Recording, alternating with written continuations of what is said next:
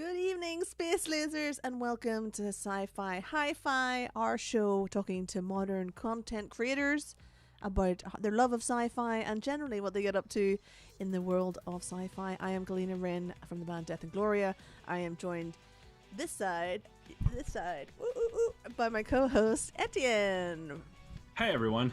from Alpha Botus. Yeah! And our guest this week is somewhat known to me. I've known her for quite a long time, I must say. It's Hilary Robinson! Yay! Hi. First of all, Hilary, happy birthday. It's your birthday today, so happy birthday. Thank you very much. Yeah. And Hilary is the first, I'll make sure I got this right, the first woman to ever write for 2000 AD. Is that correct? Yes. That is correct. Yeah. So do you want to, can we just start off by asking Hilary, can you tell us how you got into sci-fi way back when you got into sci-fi, whatever that was? Well, I've always written stories, but I started writing short fiction in fanzines. I joined the British Science Fiction Association, and they have a fanzine called Focus, and I had a couple of stories in it. And then there were other small groups all around the UK who had their own fanzines. So I wrote stories for them. And then I came across a British, a comic made in Belfast called Zimok, which is comics spelled backwards. If you spell comics with an X. And I wrote a couple of stories for them. And then it was more a comic than a short story thing. So I met some cartoonists and script drawers. But in the meantime, I have always read comics from Beano and the Dandy and the Eagle in particular. Dan Dare of the Eagle, one of my heroes for a long time. So when 2000 AD came along, well, I don't know what level it was at when I first encountered it, but I'd been reading it for a while as well. So what happened then was that one of the members of Zimok wanted to showcase his artwork to 2000 AD and didn't have a story to draw, so I gave him one of mine and wrote it out the way they do their panels. That was how I learned to do panels. I gave it to David to him to draw up, and he sent it off to 2000 AD, and it got accepted as a future shock. And I thought, well, that wasn't difficult, was it? So maybe I'll try doing it myself. But I didn't really know what length a future shock should be. So I wrote 5, and I sent them off, and they were all different lengths. And I thought, whichever one is selected, I know that's the length to go for. So I wrote one at 2 pages, one at 3 pages, one at 4 pages, one at 5 pages. And I sent those off, and all of them were accepted except one. So I was none the wiser as to what length the future shock would be. I think that's a really good little takeaway, actually. If you're not sure what's going to be accepted by like a agency or publisher or whatever, like I've never thought about doing things at different sizes. I guess like that's a good tip, right there. Yeah. Well, yes, it's a good tip if it works. If one of the sizes is selected, but if 3 out of the 4 sizes are selected, then you're none the wiser. But it meant I had a freedom then to write future shocks. And obviously I knew that was the way you got into 2000 AD. Nearly everybody starts off writing little short stories. Just for those who don't know 2000 AD quite so well, what is a future shock? Oh, sorry. Well, a future shock is a very short story. Obviously it could be 2 pages long. It could be up to 4 or 5 pages long. But it's a story that stands alone. It's not part of one of the series.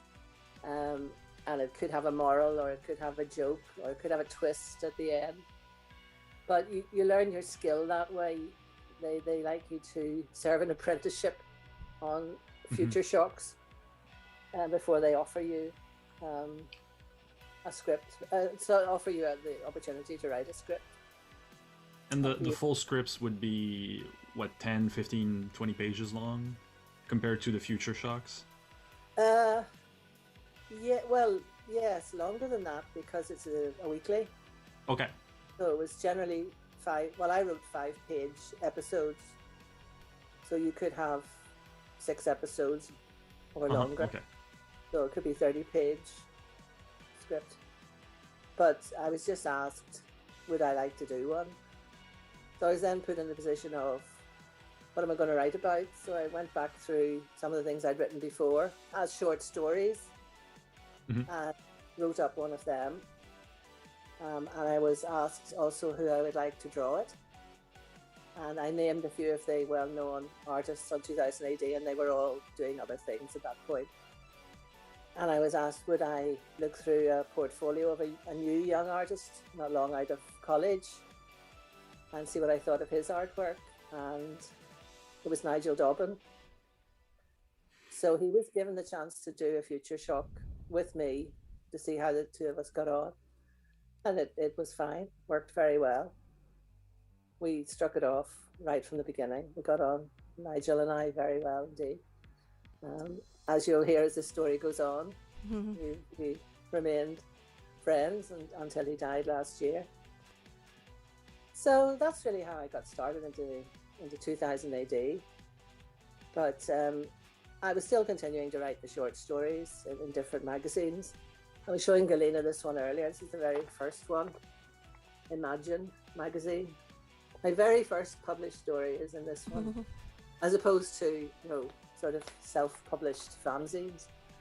And that kind of gave me a boost as well. I'm just looking at the date on that. That's 1984. So wow. Yes. I'm sure that sounds a long time to you. Yes, a long time ago. Yes. That was yesterday, 1984. Oh no, I can see how it would feel that way. I'm interested to know what the sci-fi scene was when you got started, because it's going to be very different to what it is today, because, well, the internet didn't exist, for one. No. And there were very few films, science fiction films either, because anything that was science fiction was more of a sort of horror genre, the creature from the Black Lagoon and all that kind of stuff, or they came from outer space. And so it was lightweight stuff, B-movies. No, it was books. Believe it or not, we read books in those days. But how did the scene come together? Like, how would you find other people? Right, so you wrote for a fanzine. So how did you find a fanzine if everyone was at home reading books? Well, how do fans meet each other anyway? You get your name into print, and then you see somebody else's fanzine, and they send you their fanzine, and you swap fanzines.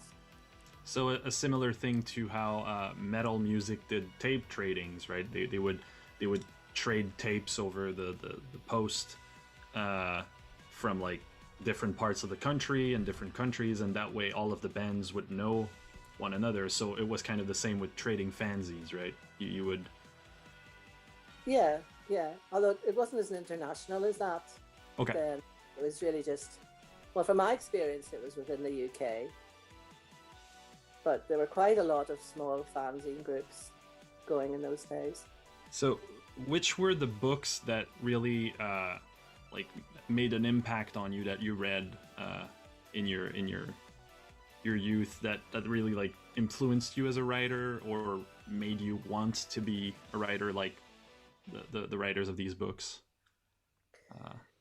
Well, there were the kind of books that you read at school because you had to, like The War of the Worlds and 20,000 Leagues Under the Sea. Oh, that was a film, actually.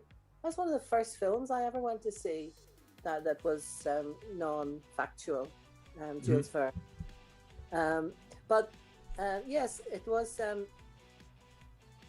all of those sort of standard ones that you think of as classics now. But there were two science fiction writers from Northern Ireland. One was Bob Shaw, and one was James White. And I read everything that both of those people wrote. And obviously, I was influenced by James White because he had a series about a hospital station manned by aliens, and it's not far to go then to find Medivac 318 from that. I just loved that idea of being in space and having all these strange people in and out of your hospital. By that time, I was working in the health service, so it was easy enough for me to write things set in a hospital or set in a medical setting. So you took something familiar and then embedded that in a wild science fiction universe, kind of. Yes. So just before, just before we go on to your actual series, the series that you had in 2008, which ran for a while, I just want to say hello to everyone who's in the chat, and we have a question for you in the chat, actually, Hilary. So first of all, we're saying hello to Abby, and she's wishing you a happy birthday. Yay! Oh, thank you. And Peter is also wishing you a happy birthday, and we'd also like to wish Peter a happy birthday for yesterday. So thank you very much. And he's also cheered us 5 bits, so thank you very much for that. We have 11111111 with a saying hello, but that's Riamu. That's Riamu. So Peter, Abby is saying books. Shocking! Oh my God, people reading books. And then Peter is asking, if you were suddenly transported to a 2000 AD universe, which would you prefer to end up in? No problem. I would go to my medical station. Yeah, your own, right. There's a good segue. Yeah. Absolutely. Or the zippy couriers one, where I could fly a pod and in and out of traffic and fly everywhere with a cat that could talk. Yeah. Just let's talk about your 2 series. The series. Did you want to start with whichever one you prefer? Well, Medivac 318 was the first one. That was the one I was offered right from the beginning. What would you like to do? And as I was saying to you earlier, some of these characters already existed in short stories. So I didn't have to sort of think up new characters. I just started the story halfway through one of the other stories. With the nurse sitting on the planet, all alone and scared, and that was that's Medivac 318.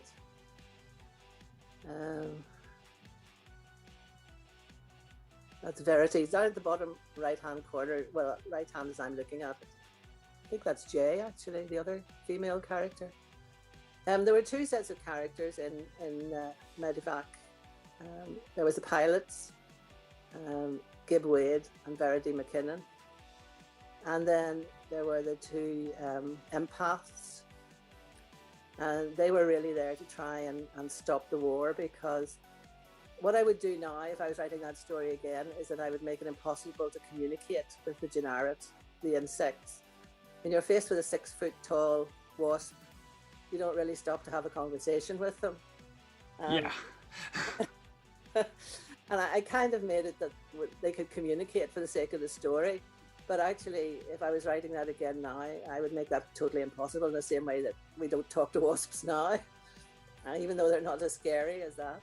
So I mean, the Protestants, the English Protestants are okay. It's just play on words. We call those wasps here. The white white Anglo-Saxon Protestants. Sorry, that was a quip. Right. Well, yes. Well, these were nasty wasps or ants. Also said they could be ants. But the whole idea of them was supposed to be that they were so alien that you couldn't really ever come to terms with them, because their way of thinking was so different from human way of thinking. And so these guys are in a war over a planet, which is not of really great value to any of them, but they just happened to got into a war over who owns it.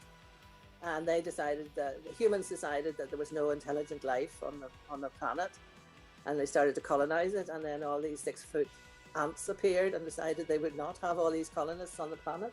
So this huge war was going on over something that was of very little value at best of times. And the poor medical services are in the middle of it, getting shot at, trying to rescue people and trying to keep people alive and all this kind of thing. So that was really the whole run of the story. So it ran 2 series, one that's centered on the ambulance pilots, and one that's centered on the 2 empaths, which is a slightly more political story called Riots and Demonstrations and People Getting Assassinated. So that was the main story. That's the one I'm still remembered for most people. If they speak to me at all about 2000 AD, it's always Medivac that they remember. Yeah, I did a bit of research before today, and that was like everything that popped up was Medivac, mostly. Yes. I also learned that you got into a bit of a fight over the copyright of that story with 2000 AD. Yes. We're going to surpass that question on the grounds it may criminate some. I'm not going to duck away from it. Yes. Okay. Yes. The reason that my career with 2000 AD came to an end was over copyright. I was totally innocent about any of the politics to do with comics. Uh-huh. And I didn't know that the Americans for years had been fighting a copyright battle with comics producers. Uh-huh. Because my only experience was with these magazine publishers, Imagine and other people. And I knew that I owned the copyright. I gave them permission for first printing, but the copyright always came back to me. So it never crossed my mind that comics work differently. So I was going along quite happily until they decided that they were going to give my character to somebody else to write. And I went, you can't do that. They went, oh yes we can. Oh yes we can. And ended up with me going to court. Well, not to court, taking legal advice with the support of the Comics Creators Guild, which was a sort of trade union for comics producers. Mm-hmm. And they supported me and helped me take it to a legal. And the result of that was that I had the copyright on my own characters, but I never worked for 2000 AD again. Mm-hmm. So, but my career lasted a decade, which is about as long as any career I've ever had has lasted, apart from my professional one in the health service. I'm a speech and language therapist. But I've been a comics writer, and I've been an archer, and I've been a historical reenactor, and I've been a spinner and a weaver. So 10 years at a hobby is just about as long as I can take anyway. So that was that makes me think of the Eldars in the Warhammer 40k universe. They live like for a very long time, but they do like a century as a writer, a century as a jet fighter, and then they kind of move on from career to career to avoid getting bored. So that's me. A bit of that feels right. I'm an Eldar. Do you want to tell us about Zippy Couriers then, before we move off onto other tangents? Zippy Couriers. Well, Zippy Couriers was just meant to be a bit of lightheartedness. I got into a lot of trouble with the fanboys of 2000 AD because my stories weren't violent enough. And I used to complain about this. I was put on a panel once at a convention, and I complained about how much slashing and dashing there was, and how it was very often females who got slashed and dashed and dished. And I got a hard time from the fanboys. And I remember going back into the sort of the room where we went to escape, I suppose the equivalent of a green room. And Carlos Esquerra, do you know who I mean by Carlos Esquerra? One of the artists. I've heard of them. One of the original Dread artists, and he also did the Bounty Hunter one. Anyway, Carlos said to me not to worry about it because a good comic should have stories for everybody. They didn't always have to be violent and nasty. So I thought, that was very nice of him. I was very chuffed about that. So I went ahead with Zippy Couriers. And Zippy Couriers was really just happened because, how did it start? It started in Zimmock, the comic in Belfast. And somebody sent us a bottle of perfume through the post. Now, why anybody would do that, I really don't know. I can't remember. But anyway, people did daft things like that anyway most days. And this bottle had opened in the post. So the letter and everything was covered in perfume. Anyone who touched it was covered in perfume. And I thought, that could be anything. We're talking about times in the Troubles. We're talking about Belfast when there's police cars on the street being attacked, where there's people being attacked on the streets. And you don't really want to have things sent through the post that you don't know about and you aren't expecting. Yeah. So I started thinking about, what if this had been something really nasty that had come through the post? And that really was the start of the one about where the very first story, where Shauna gets a head to deliver a head in a box. That's where that came from. But where she says, I better open this box. I don't know what's in it. It could be something dangerous. And she opens it up and it's a severed head.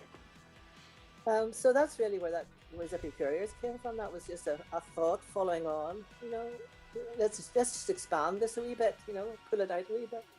And I like the idea of a talking cat. So I had a cat that wasn't very polite to people, really. I offered to relocate their eyes halfway down their faces if they were rude to Shauna.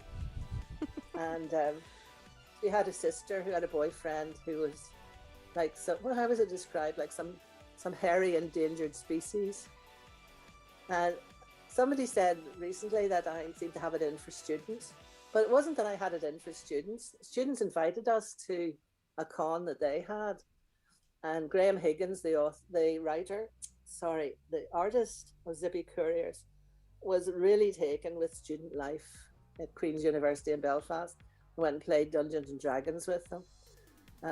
So the students did come in for a wee bit of being scruffy and somewhat laid back in their attitude to life. But that's really where that one came from. And then some of the other ones I was offered, Tales of the Doghouse. For that one, I had Maeve the Many-Armed, who talked in an Ulster accent. And it was that was quite violent. She had 5 arms. They were all mutants. Tales of the Doghouse. They were all mutants. Well, she had 5 arms. So there was one story where she was lying underneath a pile of sausages when the villain was asking her to surrender. So of course she put up her hands like this, and then 3 more hands came out from underneath and grabbed them. That was quite a violent story. Maeve didn't take prisoners really. And what else? But some of your characters were the first time those sorts of characters had been in 2000 AD as well. Isn't that right? Oh, you're thinking of the Kronos Carnival. Mm-hmm. I had a disabled character in a wheelchair. Yeah, that was the first time that ever happened. What was it before or after Magneto started in the American comics? You need to talk to somebody who knew that. I don't know, but I wouldn't have known Magneto at that time. No, because I mean it's become kind of a trope now to have like a very powerful character who's also disabled, but I imagine it came from somewhere, and it probably originated around the time you started writing these characters. So I'm always curious as how like ideas that someone have like established themselves as a trope inside a genre. Yeah. Well, I have to say the wheelchair came from the fact that I worked in the wheelchair centre in the hospital. Oh, okay. I worked in the artificial limb and appliance centre, which supplied wheelchairs. So that's where that came from. To have a wheelchair, because my wheelchair could fly. Oh, that's great. But sure, plenty of that would solve most of the accessibility issues with staircases. Yeah, like Dalek. I mean, yes. Yeah. So, and then I did one of Survivor, which was a story taken from another series where all the characters were sort of killed off at the end. And I feel bad about that now, because I was actually doing what I complained about later on, which was writing a character that somebody else had used and killed off. But I was asked, was there a character that from a previous issue that I really would like to write? And I said I always felt sorry for this guy who was promised he was turned into a panther. His brain was in the body of a panther, and all through the story he was promised his body back if they got to a certain stage in the story. Before they got to that stage, the writer killed them all off. So I felt very sorry for Henry Moon, who never got his body back. So I would like to write that. So there was one episode, series of Survivor where he got his body back. But I never got any further with that because we ran out of my time at the comic. So that was about it, really. Yeah, and then since then, you've done other stuff since then. Yeah, after I left from 2000 AD, I was still sort of bouncing along on the writing bit. So I did a few other things. I did some episodes of Rainbow Comic, which is a children's comic in which Galena appeared as a brownie in her brownie uniform in one piece. And I did Mind Benders, a story for Mind Benders, which was an anthology. And I did some Wildcat. I don't know if you've ever heard of Wildcat, but Wildcat is a creation of Donald Room, who's an anarchist writer. And I don't have the same politics as him, but he was looking for someone to write about the state the health service was getting into under Margaret Thatcher, when all this market forces business came in. So I wrote him a lot of cartoons for his character Wildcat. So NHS Wildcat came out then after that. And I don't think the health service has much improved since then, but it was all about the new management that we were sending into the health service, who were spending far more on desks and wallpaper than they were on the patients. Oh, I was very angry in those days. Very angry. Yeah.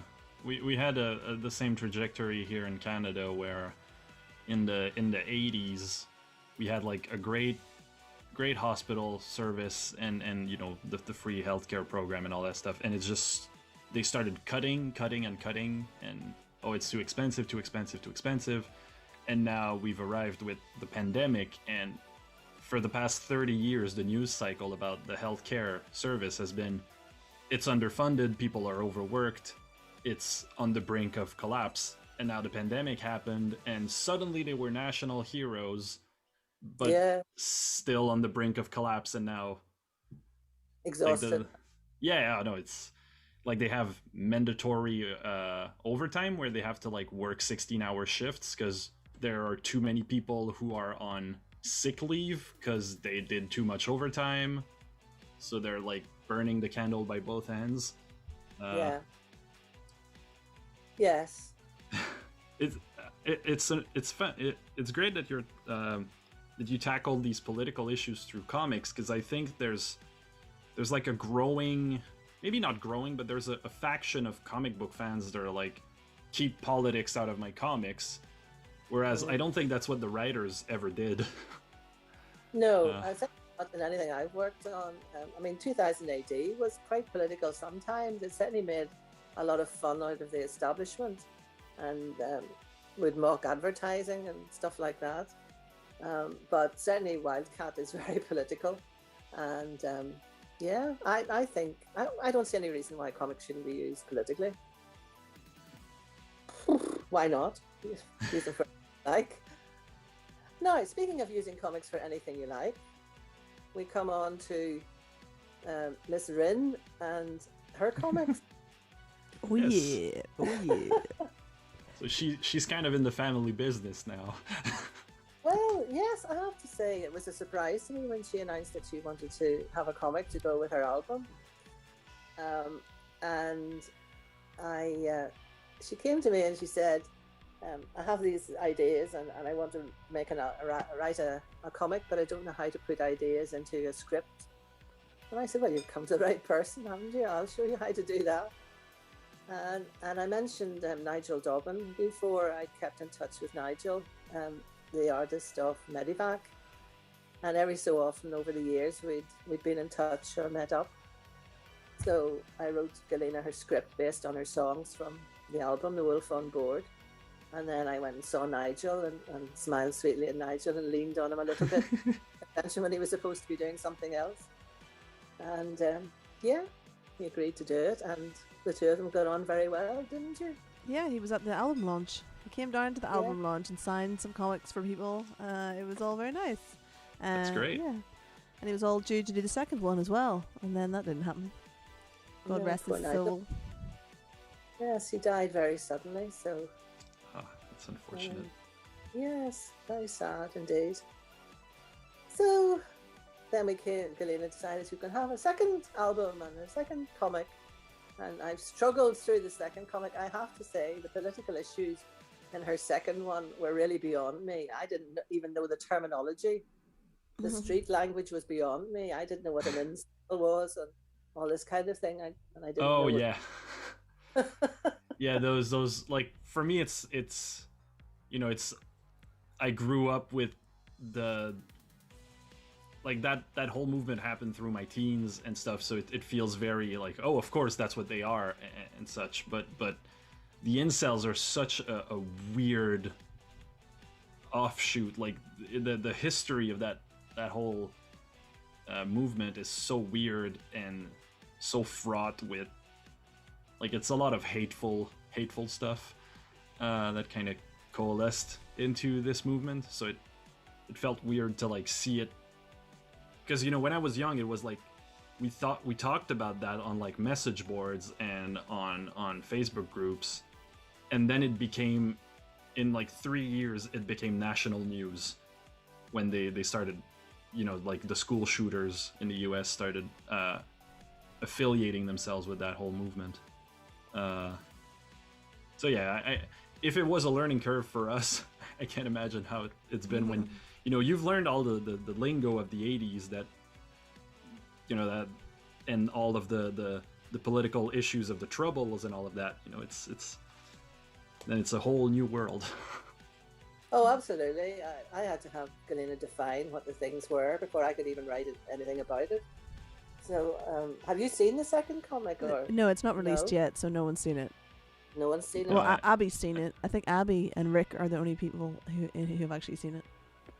Right. I enjoyed the first one. It was cool. Yeah. I like the idea of combining different art forms together. I'm working with a couple of friends on doing the same for my band, but not with comics, with novellas and small theater pieces that will perform as a podcast. So like audio theater for my band, because I started music and then quickly moved into musical theater. So I love how like they take dance, theater, stage design, costumes, and throw that all together onto a big stage. So I'm trying to do, I think comics and music, like they grew up together basically, like pop, metal music and rock music and comics kind of had a similar trajectory in the 70s and 80s. Same crowd as well. Yeah. I was going to ask about your archery, because that's an interesting thing. We've had conversations on this show before about reenactments and things. So yes, tell us a little bit about your archery. Well, the archery came about because of the reenactments. When Galena's dad decided to be a reenactor, it was mostly American Civil War he was doing, and I really didn't want to be involved in that. I went to the first couple and didn't take part, and then I thought, this is really awful. I'm bored to death here. I'm going to do something. So at least I got into kit. And then I thought, well, what did Victorian type women do as a pastime? And somebody said archery. And I thought, I've always fancied doing archery, and I've just never had the reason to go and do it or the time to go and do it. So I did. I went to a local archery club and got a longbow, an English longbow, and was taught to make arrows. So I made my own arrows for my longbows, and shot first of all in the club, and then started to go to competitions all around Northern Ireland, and eventually ended up going to the British Championships. I think I have 5 British Championship medals for archery with the longbow. Wow. So I didn't just sit around once I gave up the comics. I really threw myself into something else. Mm-hmm. And as well as that, Cameron also wanted to take up Vikings. So when we became Vikings, I had to learn to spin and weave. So I can spin on a drop spindle, and I can spin on a spinning wheel, and I can weave on a 4-loom shaft, and I can weave on a drop loom with clay weights on it. And I did that for a while as well. And then I got bored with that and took up music instead. So I play the auto harp. You forgot about your felting. You've done felting. Yes, well, that's part of the textiles. Yes, I made myself a pair of felt boots at one time. I've made felt hats. Yeah. Yeah, so Abby in the chat is a queen of felting. She was. Is she? She will tell us in the chat what she was, but she was like the chair of the International Felting Committee or something. I don't know what she told me about this. Oh, tell me about it, Abby. Felt is a really interesting material. Yeah. Because it's extremely tough, and it's hard to believe that you make it just with sheep's wool and a bit of soap and a bit of energy. And if you're a Viking, you sing as you roll the felt back and forward, and it's great. It's great. I mean, you can use it for art materials. I had my clinic in the hospital. I had very big walls in my clinic, and I had them covered with felt because, first of all, it was warm. It was pleasant to come into a room that was warm, but also covered big areas very easily. So I have an attic full of felt pieces now that nothing to do with. Yeah, because I imagine, judging from an audio's perspective, it must dampen the walls and so it kind of, when you come into a room that has tapestry or felt would act in a similar way, you don't hear as much echo and reverb from the sound, so it feels intimate.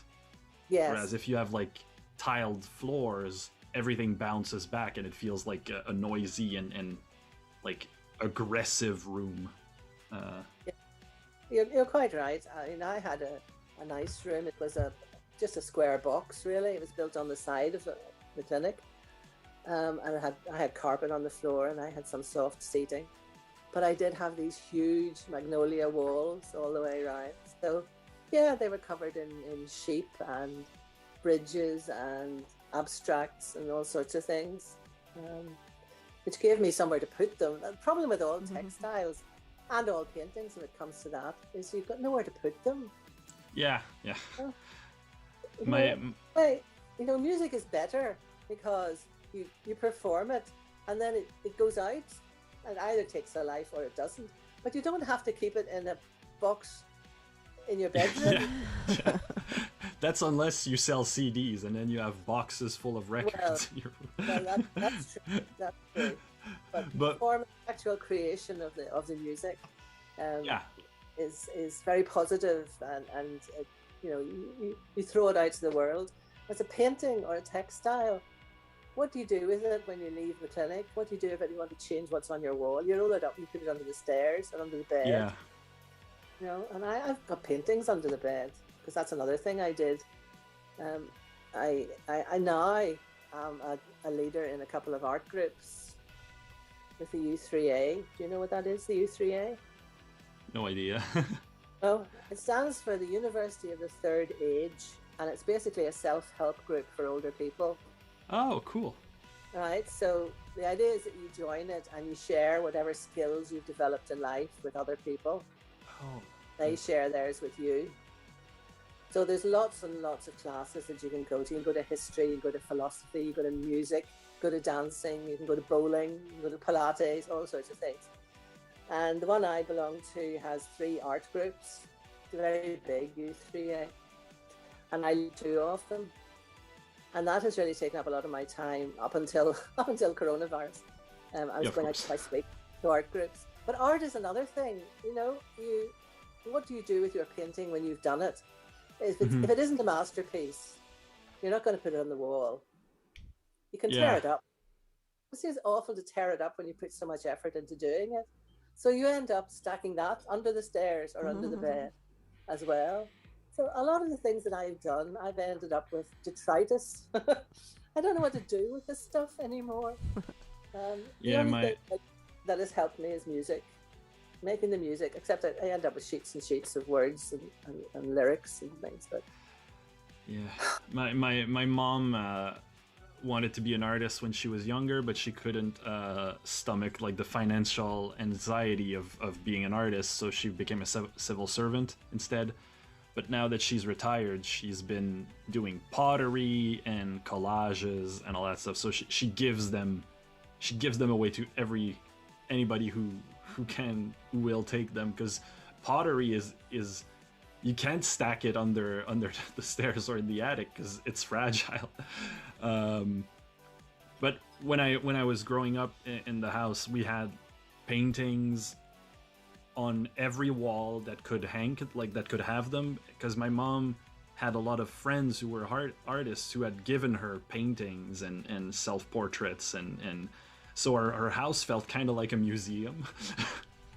Because it was the same, you know, there was like a little notice next to the paintings with who made it and when. Yeah. But yeah, when she moved to a smaller apartment, she had to give a lot of that away, because she had nowhere to put it. Yeah. Which is, whereas music, you can fit your entire life's work on a hard drive. Yeah, you see, you have it easy. Abby's given us a couple of comments. First of all, Mongolians. First of all, she has said she is a felt maker, but she hasn't said what it was her job was previously.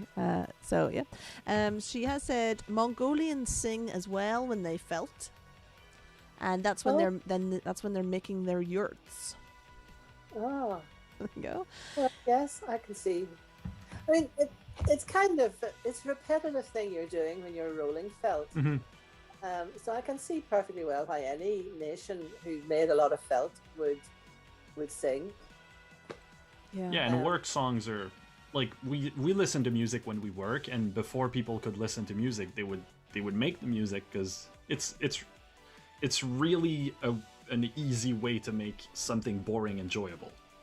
Like it's, Yes. Yeah. Yes. So Abby also says she was the exhibitions officer for the International Felt Makers Association. Oh, very good. So there you go. Well done. She's a big name in Yeah. felting. Big name in felting. And yes. she also says art journaling, which is something that she does an awful lot of, where you paint inside sketchbooks. So therefore it takes up less space. And what do you do with a sketchbook when it's full? Put it under the bed. Under the stairs. yeah, but sell you it have in one of 20 or Abby's 50 markets. paintings. I think. I don't know. What do you do with a journaling sketchbook? Journaling art journal. I guess you sell it. You sell it. You make confetti. And then when you have lots of confetti, you have a party where you throw all the confetti around. That is not condoned, especially for space stations, because it'll get into the air ducts and we'll be here cleaning it up forever. Yeah, So no. And confetti in 0G must be a pain. yeah, nobody wants that. Nobody wants that. Oh, But if your paintings are small enough to fit in a sketchbook, that's fine. You know, you could have hundreds of them. Once in a while, if you're a painter, you want to paint bigger than that. So I mean, you want at least, you know, that sort of size. And if you're going to paint portraits, for example, they need to be a fair size. I don't know if you're watching a program that's on at the moment on RTV. Well, you won't be, Etienne, but there's one on at tea time, 5:30, called Drawers Off, where there's 5 amateur artists, and each one of them has to take a turn to be a model. mm-hmm. A life model, I mean. Yeah. And there are varying degrees of quality, but they all have to paint, you know, this sort of size. So there's going to be a lot of paintings sitting around for a long time to come in lots of houses. Yeah, that's true. Peter's asking, what do you do when all your bookcases are full? Now, this is something that we've definitely had in our house. Full bookcases. What do you do when all your bookcases are full? Well, once in a while, you just have to go through them and throw out the ones that you really have read once and hated, or are never going to get round to reading, and hold on to the ones that you enjoy, that you intend to read again. That's all I can say. I mean, Galena's dad has hundreds of military books. There's not a topic in military history that Cameron doesn't have a book on. So we have always had bookcases overflowing. So I'm used to that idea. But even when I had science fiction books, eventually I had to cull them every so often, and now I have very few. Ones that I would tend to read again, like Anne McCaffrey's Dragons. I love them, but I really don't keep many now. Actually, I listen to more. Now, there's a lot of audiobooks that you can get. I mean, I listen to a lot of science fiction and fantasy in particular on audiobooks now. Well, that's lazy, isn't it? But it does stop you having to have flowing bookcases. No, I'm like, I don't read. I'm not a reader. But I am a listener. So I prefer audiobooks over everything else. And I'm not able to get into audiobooks because I'm used to listening to music while reading. And audiobooks, I have to do something else with my hands, and having a physical book kind of takes care of that. You I should- can fidget with the book You should take up instead felting. of. Take up felting. You can. Yeah, I could. I'm no good. Like I've tried like crochet and a bit of what's the name in English? The other thing that's knitting, and I'm really no good at it.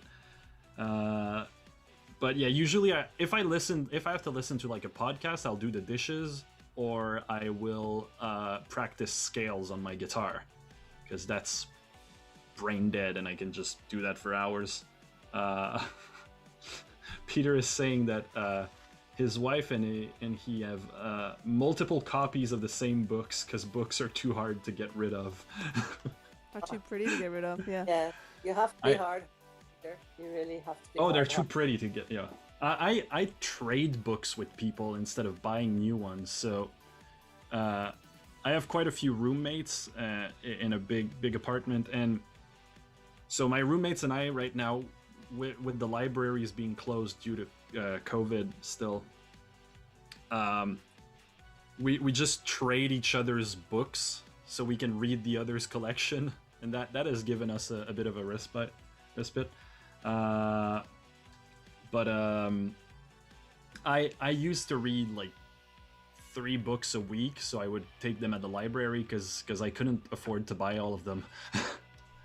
I went through the entire fantasy and science fiction section of my local library by age 14. I've lived in the same neighborhood my entire life.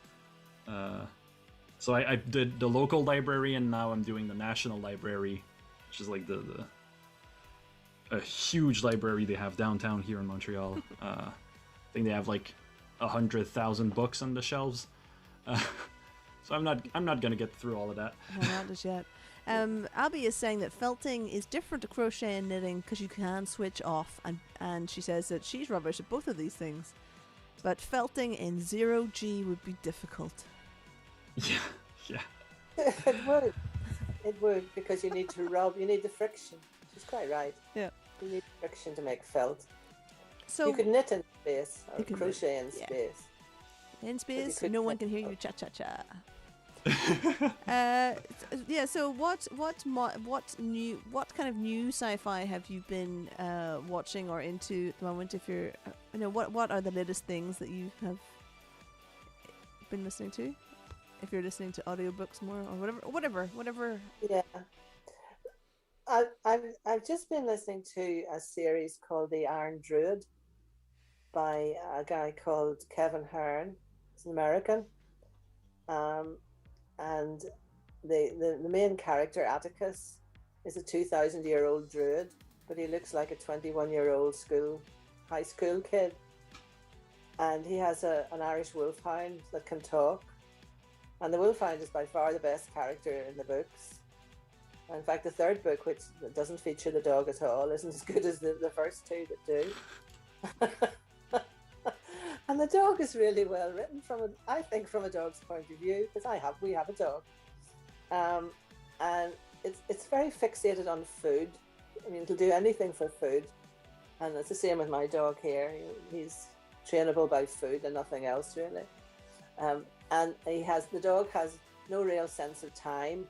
So he doesn't know the difference between an hour and a month and a decade. And so I say things like, we went to see that guy 3 months ago, didn't we? And the Atticus will say, well, no, it was actually yesterday. But the time is very strange. But he moves, the druid Atticus can move through time and space, and he meets the gods. What's interesting about it, I think, is that he meets the gods of all different religions.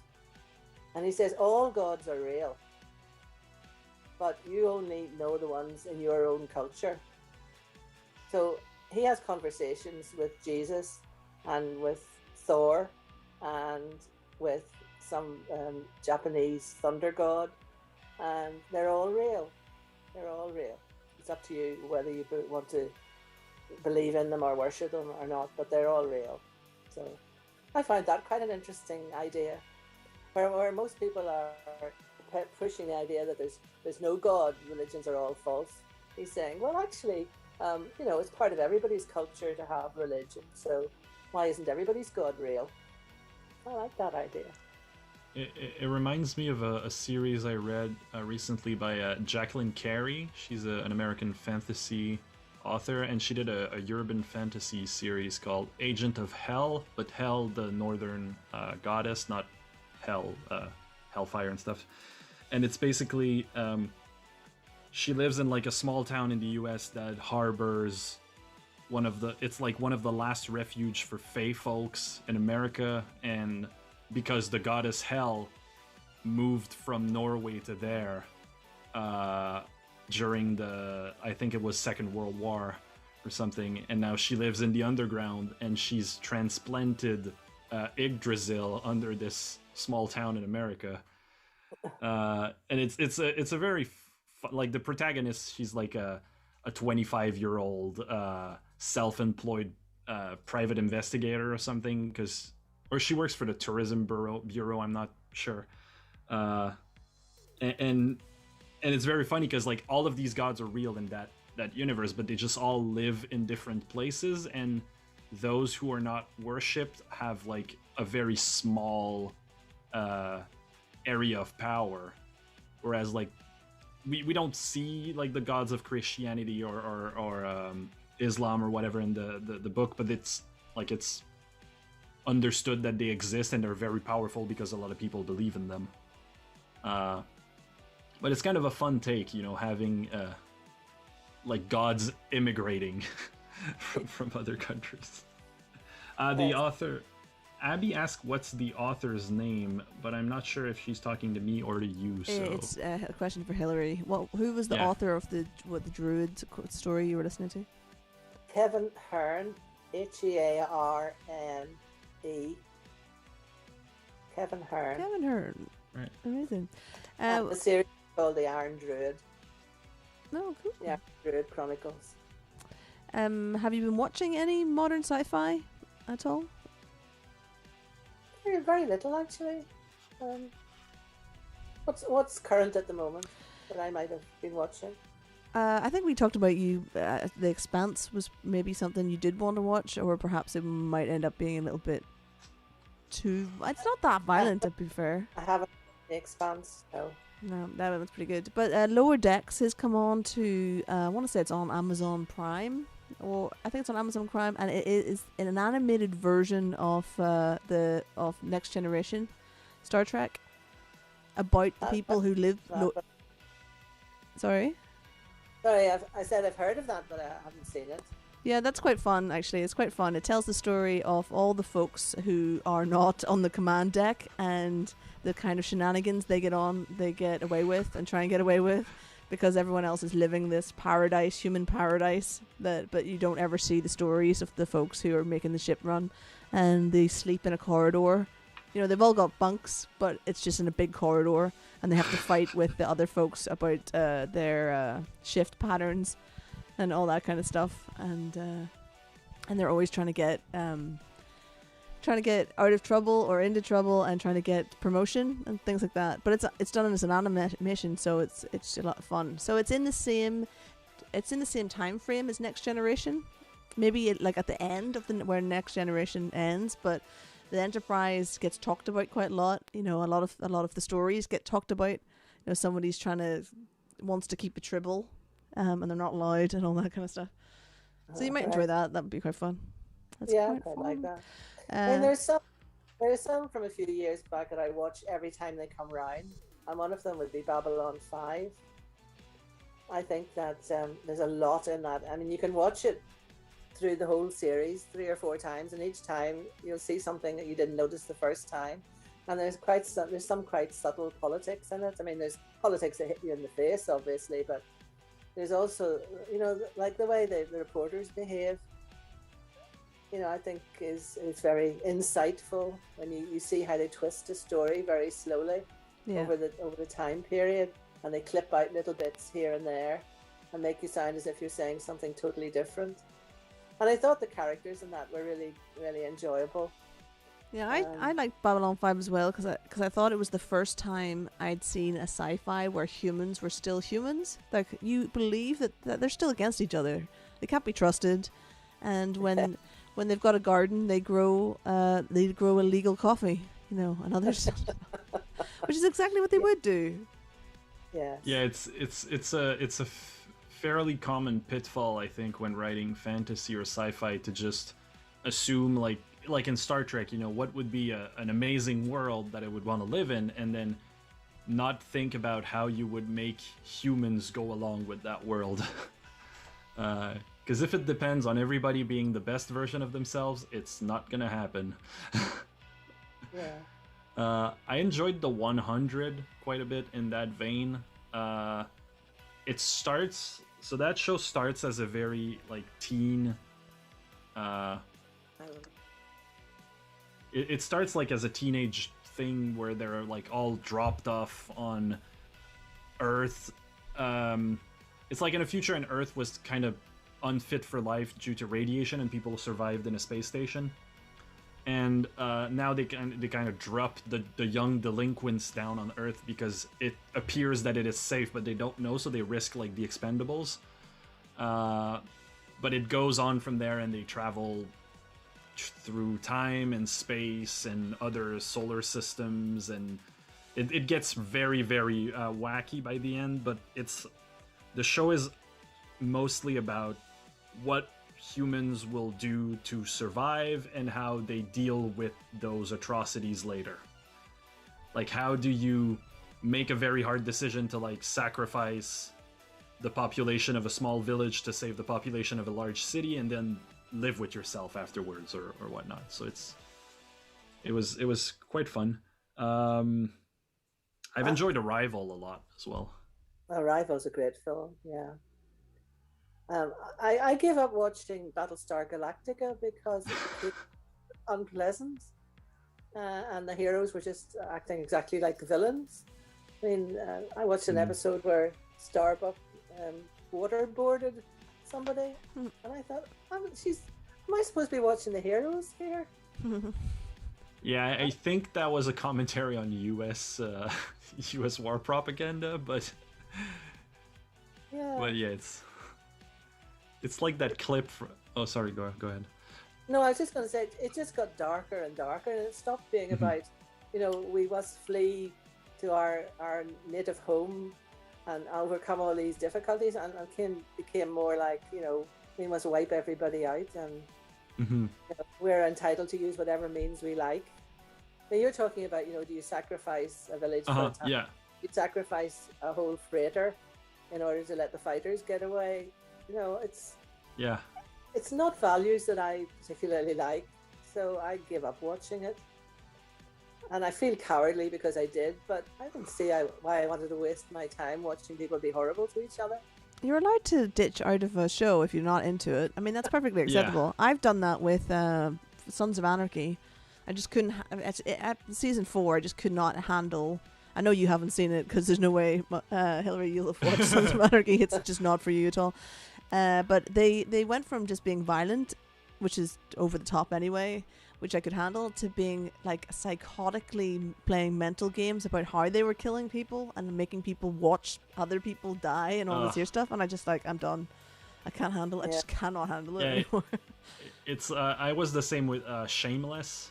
I know there's a UK version, but I watched the American version. I've never seen either of them, to be fair. Okay, so it's this story of a family that are very poor and very good at playing between the law, between the lines of the system to get what they want, and kind of surviving in a world that doesn't really care about them. But the dad is basically homeless, and the elder sister is raising the family kind of vibe. But the first few seasons are great, but after a while they get into a pattern where things get better through the season, and then everything gets ruined in the season finale, and it starts back over. So you're is this just are they just enjoying the misery they put their characters through? Can they just and it's been running for 11 seasons as these shows go. But at some point I gave up because it was can't they just do things, get better, and live a decent life, that they strived for, without destiny just throwing a wrench in it every season. Yeah, apparently not. Apparently not. Yeah. So I was thinking we could maybe go to the random 8-ball questions for about 15 minutes, if that's acceptable to you, Hilary. Okay. So it's basically I've set up the 8-ball feature on Twitch to ask random questions when I hit the command. So I'm just gonna put that in, and hopefully it'll throw up a question for us in a wee second, I guess. Oh, it hasn't. Are these the questions to prove that I'm not a replicant? Yes. Yes. And this was also the whole thought of that earlier. If I'm a replicant, Galena's got problems. Yeah, that's right. I'm just trying to see. Oh, do you know what I've done? I know what I've done. I put the command in the wrong way around. Oh, Yeah, I had it typed. Okay, cool. Yeah, so if you could disinvent one thing, what would it be?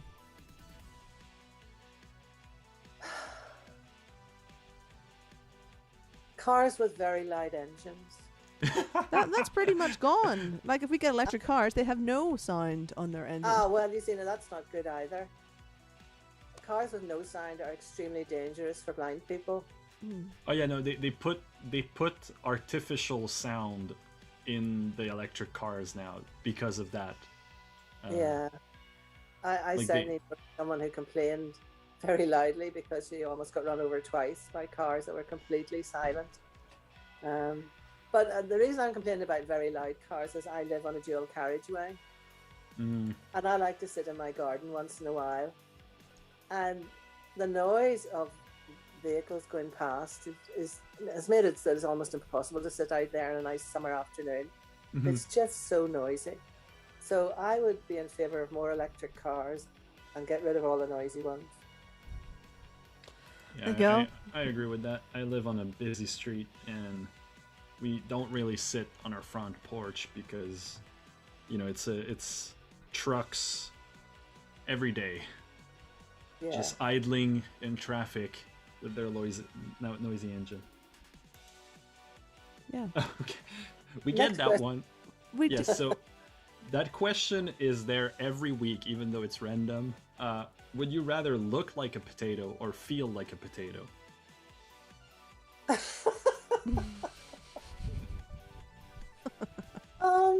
Well, now, what does a potato feel like?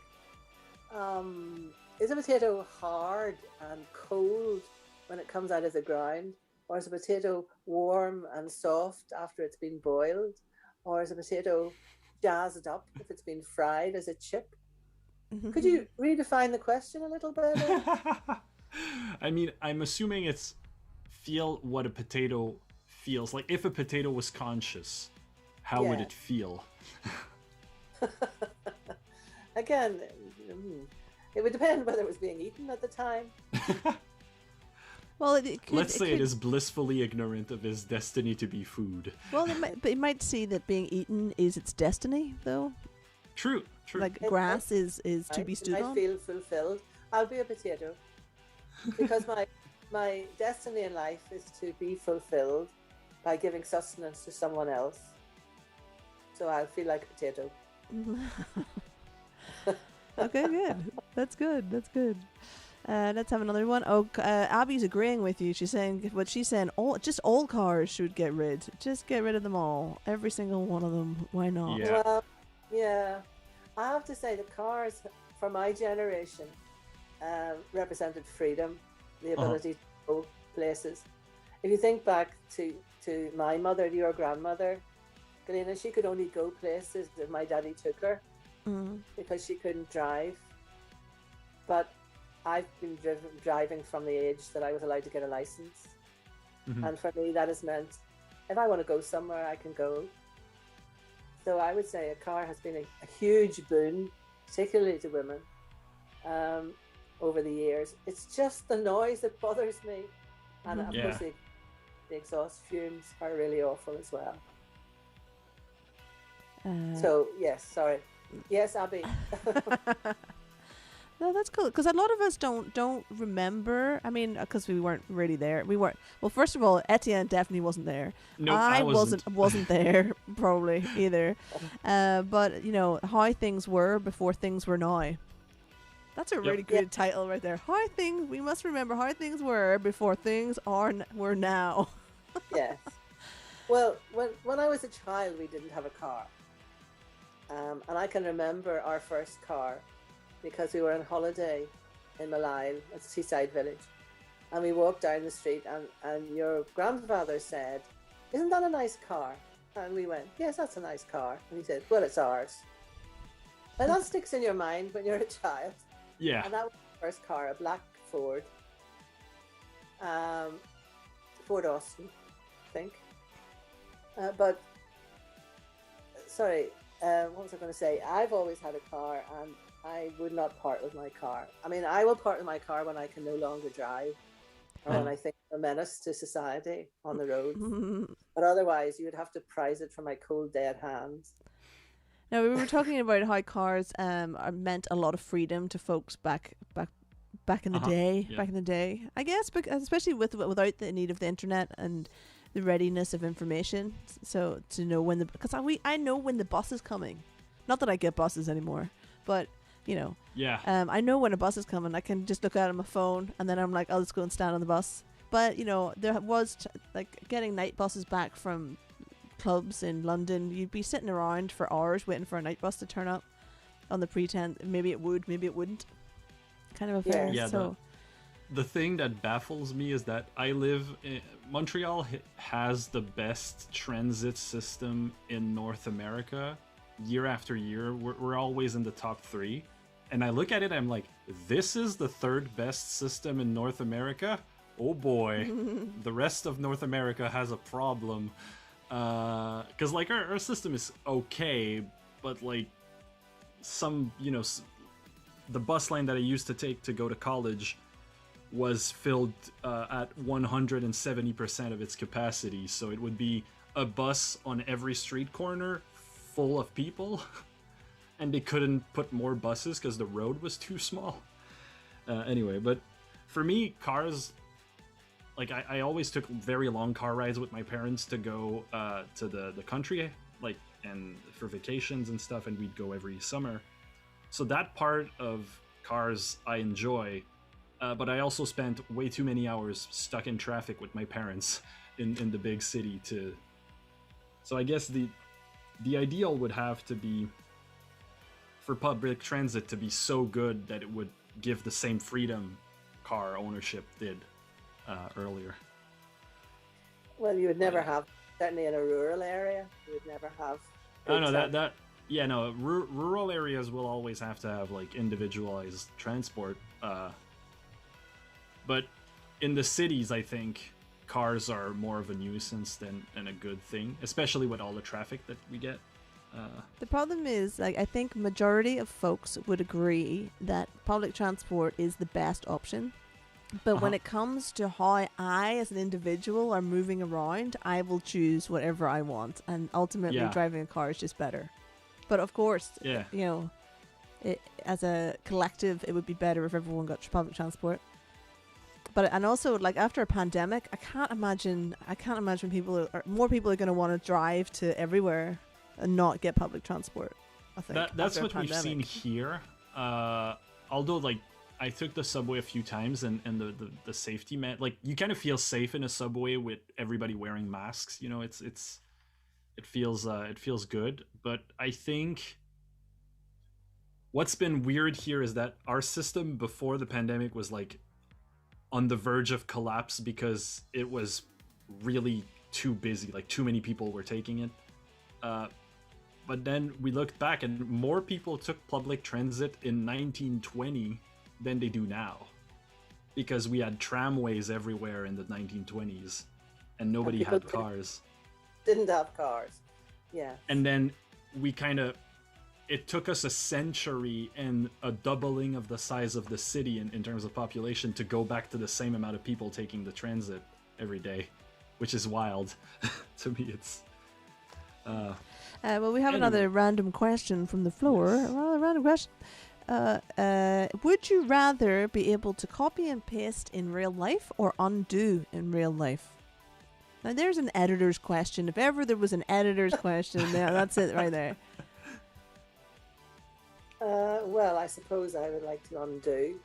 Everybody has small regrets. Hopefully they're only small. But when I look back over my long life, I could think of maybe 3 or 4 things that I would really have liked to have done differently. Nothing earth-shattering, but things that I think I could have done that better, or I shouldn't have said that, or I messed that up. So an undo button would be nice, yes. Cut and paste, I don't have any. What would I cut and paste? Your life into mine? Yeah, I don't know. What would anybody cut and paste, I suppose? If you can cut and paste your favorite meal and not have to cook it anymore. Or you can cut and paste dollar bills. That works. Yeah, cut and paste your bank statements for their bank account of funds when you had money into when you don't have money. So you get your big paycheck, and then every day you paste it back into your bank account so it stays the same. So it stays the same. That would be a power that I think in a comic book would lead to massive shenanigans. Yeah, massive shenanigans. So anywho, we probably kept you on quite a lot. So thank you very much for joining us. That's super nice. It's been a pleasure. I would have to say it has been a pleasure to talk to both of you, and especially to meet you, Etienne. Well, likewise. It was very fun. I barely noticed we've been on for an hour and 15 minutes. I know. Yeah. We do have a comment from Rick, who has just joined us. I know you've been there for a long time, Rick, and I can see that you've just been coming in. He said, hello. Sometimes I do love driving. Quiet motorways, great albums playing, sunny weather, and not in a major rush. I think we've all experienced that. Long motorway drives. My favorite was growing up. I would... So my dad's country house is on an island, and we need to take a ferry to get there. And the ferry runs with the tides, so sometimes it's at 3 a.m, and it's a 6-hour drive. So we would leave the city at like 10 p.m. and drive all night to catch the ferry on the following morning at like 5 or 6 a.m. And those were the best drives, because nobody's there. You just listen to Pink Floyd or whatever for 6 hours with my dad. That was great memories. It's nice. So Hilary, what have you got? What are you going to be doing this week then in your life in lockdown? Just to end us all off with what we're going to be doing in the next wee while. I'll be going on a Zoom with an American auto harp tutor and a number of people from the UK, and we will be playing American tunes and learning various ways to do special techniques. That's quite interesting. I like doing that. Apart from that, I have a painting to do for Thursday, because I set my group a challenge to do a still life in the wrong colours. We were talking about colours. I was trying to persuade them not to think of, an orange is orange. Yes, it is, but it's also yellow and it's red, and there might even be like purpley tinges to an orange if you get it in the right light. So I was talking to them about colours and trying to do things that are not just, an egg is white and red, white and yellow, and an orange is orange and a banana is yellow. Think about it. Put more colours in, and even if they're silly colours, it doesn't matter. Just show that you're thinking about colour, that it's not just, colour is not a thing. Colour is a mass, a myriad of different things. So I have a painting to do for Thursday, since I set them a challenge. I haven't done it myself. So that's my 2 things for this, between now and the weekend. Oh, and I have a birthday cake to eat. Thank you, Galena. Yeah, birthday cake. Galena sent me a beautiful birthday cake. Awesome. Amazing. I wish I could share it with you all. I'll send you all a virtual cake. That's a nice thing to say, but everyone knows you're lying. I mean, that's fine. Then I'll send you all a virtual piece. A virtual piece of cake. Yay! And you really enjoy it.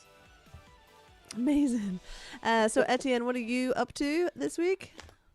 So I have to finish an album in the coming weeks, and since there's no better motivator than the fear of looking ridiculous, I'm going to do live streams where I work on the album. So tomorrow night at 7 p.m. Eastern time, which is very late for you UK folks, I'm going to be streaming music production. I'm doing that Saturday as well. And I'm also I'm finishing up 2 albums this week. Well, 2 songs for two different albums. So working, and I also have a D&D game over the weekend with my pals. We're playing, well, it's not D&D, it's Delta Green, so we're playing special agents trying to stop monstrous aliens and creatures from the depths of the ocean to destroy the Earth. That's a lot of good fun. I hope you win. Cool. I mean, I'm the dungeon master, so I play the monsters, so I hope I lose. But if I win, the story gets progressively more interesting. What about you, Rin? What's up? My band is getting together tomorrow for the first time ever. I've not ever had a band. I've never had a band. Well, that's a lie. I had a band in college. I had a band in music back when I was just out of high school. I had a college band, and that was probably the last time I played with a band properly. Those are like college boyfriends. They don't really count. Nah, they don't. So I've got my session drummer and my session bass player, and basically we're in the library where I work, and we're just going to set it up as if it's a gig, but there's no audience, and we're going to film it so that we have some video to show promoters that we are a band. That's a great idea. So we're literally just having a rehearsal that's getting filmed, and I'm going to record it, but we're going to record it on multiple cameras, and it's going to be multi-track recorded, but it's also going to be recorded on a phone in the room, so that we have copies of it that is actually us playing. So So it's more about showing people that we're a band that can play rather than recording or making a video or whatever. So that's what we're doing tomorrow. That's what we're doing tomorrow. That's really cool. And then next week on Sci Fi Hi Fi, we have Mara. Is it Mara? Yeah, Mara from the band Thought Crime. Thought Crime. So they're a cyber grind band from the UK and the US. Mara's a friend of mine from Philadelphia, USA, and she's very talented. She has a multitude of projects. She does pop music, dance music, noise, grindcore. She's very creative, very fun, and it'll be a blast. Yeah, it's Riamu's favorite band now. We started listening to it in this house on our space station here on the station about an hour before we went live tonight, and he loves it. So ears will be bleeding. You can listen to their album 4 times in an hour. So that's good. What I am going to suggest, just as we're coming off, is we're going to raid another channel, because that's the nice thing to do when you've got anybody on Twitch. We're going to so Hilary, what this means is everyone on Twitch is going to get pushed onto someone else's channel. So I'm just looking at who for going offline, who is online, and actually Swansea Comic and Gaming Con are online. I don't know what they're doing, but I think we should raid them with a couple of folks. Only one way to find out. Only one way to find out. So I'm gonna just letting you all know that I'm gonna send you all over. What are they doing? They're doing some kind of painting. It looks like they're painting. They're doing a painting of some description. So we're just gonna start a raid over there. So thank you everyone for joining us. And thank you, Hilary. It's been really awesome. I hope you enjoyed our chat. I did enjoy it. Yeah, great. And hi to everybody that I know from your live streams. Yeah, you've got Abby and Peter and Rick. You normally talk to them all the time. I do. It's like a big family. Anywho's, thank you very much, everyone, for joining us. I'm going to push you all over to... I'm going to come on to our end screen and then raid everybody over to Swansea Gaming Con, who only have 4 viewers at the moment, so you'll literally double their viewership in one go. All right, so we'll see you next week, everybody. Let's make someone's day. All right, bye-bye.